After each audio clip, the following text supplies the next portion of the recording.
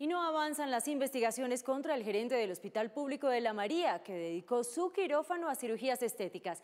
En la Fiscalía trabajan al menos 2 familiares del gerente. Llegó el momento de Top Secret, la vida secreta de los famosos.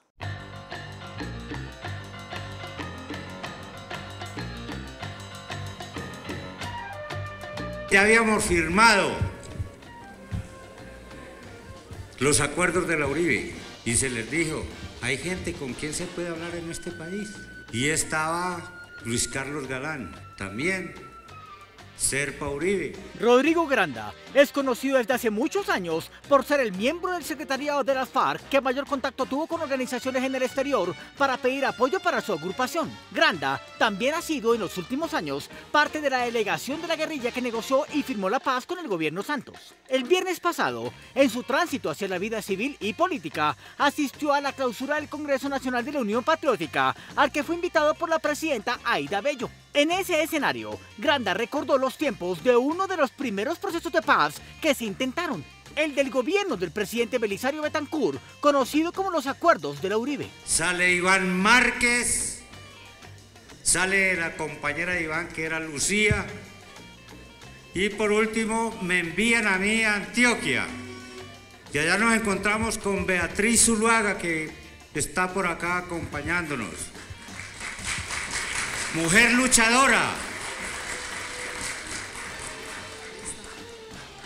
Y nos encontramos también con toda la dirigencia del Partido Comunista.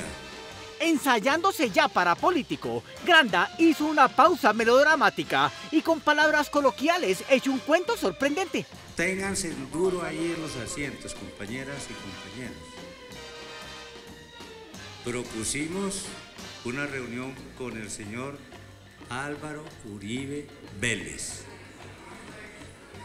Claro, en esa época estoy hablando, 33 años atrás. Granda explicó que la reunión con Uribe, que nunca se llevó a cabo, así como con otros dirigentes de los partidos tradicionales, era parte de una estrategia política para armar una alianza amplia multipartidista, entendiendo que el comunismo puro no tenía posibilidades electorales. Pero también describió la opinión que se llevaron después los mismos miembros de las FARC cuando Uribe Vélez llegó a la presidencia.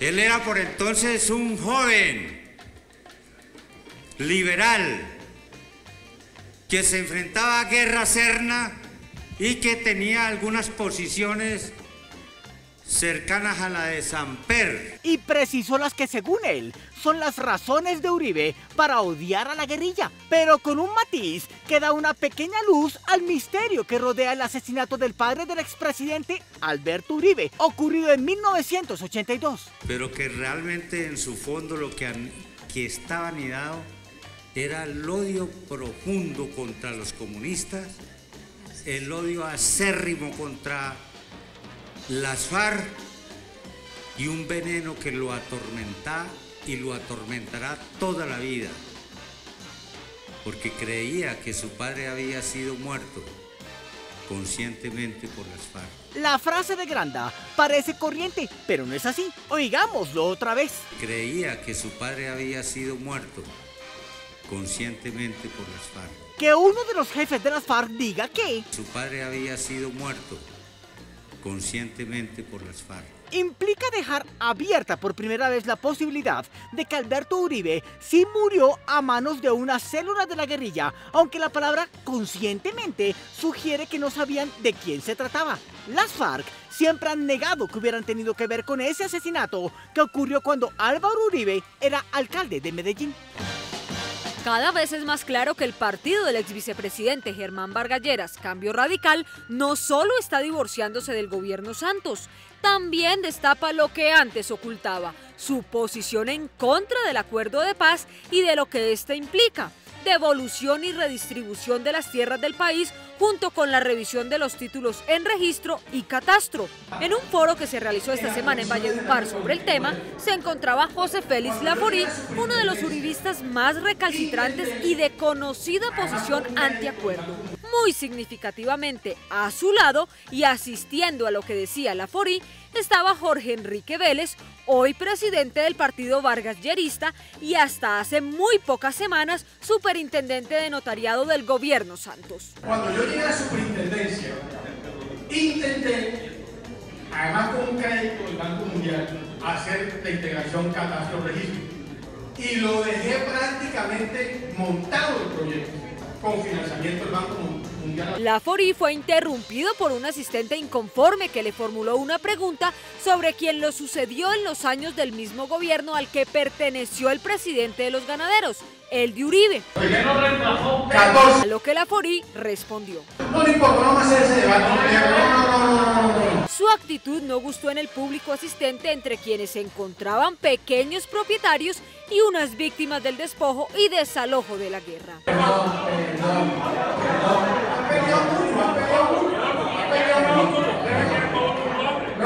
Laforí trató de dar explicaciones, pero la molesta audiencia no se lo permitió. El moderador del foro intervino para apaciguar los ánimos y tuvo que aclarar que el funcionario de la Agencia Nacional de Tierras del gobierno hablaría más adelante. Vamos aquí a hacer un ejercicio organizado de posiciones distintas. Pero cuando el funcionario del gobierno empezó a exponer su punto de vista, Vélez y Laforí se pusieron a hablar entre ellos mientras el presidente de Cambio Radical comía. Laforí hacía llamadas con su celular. Con razón dicen que la política es dinámica e ingrata.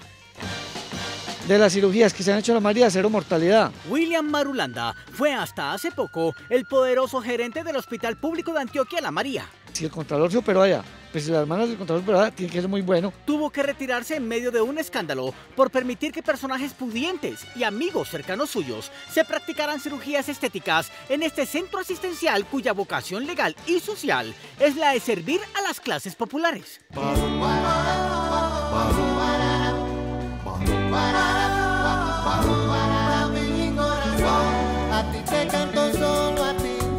Según testigos del aparente abuso de los dineros del hospital, el gerente Marulanda se daba la gran vida que compartía con algunas subalternas suyas, entre las cuales también había beneficiarias del arreglo estético de su cara y cuerpo. Los operados plásticos más conocidos del Hospital La María fueron, sin embargo, sus dos hermanas, Yurani y Laura Marulanda, y el contralor del departamento de Antioquia, Sergio Zuluaga, quien no obstante ser el funcionario que debe supervisar el buen uso de los dineros públicos, aprovechó para practicarse costosas cirugías de glúteos y eliminación de grasa. No he podido actuar jurídicamente desde la Auditoría General de la República. Su hermana Laura fue auditora general de la Nación, es decir, la contralora del Contralor General.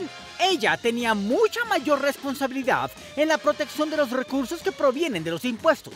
Dijo en su momento que pagó por las cirugías que se hizo, pero nadie se explica por qué. Entre centenares de clínicas privadas dedicadas a la belleza que existen, fue a parar al Hospital Público de los Pobres que dirigía su hermano para realizarse esas intervenciones. Pero donde no existiera auditoría, nadie se hubiera dado cuenta de eso.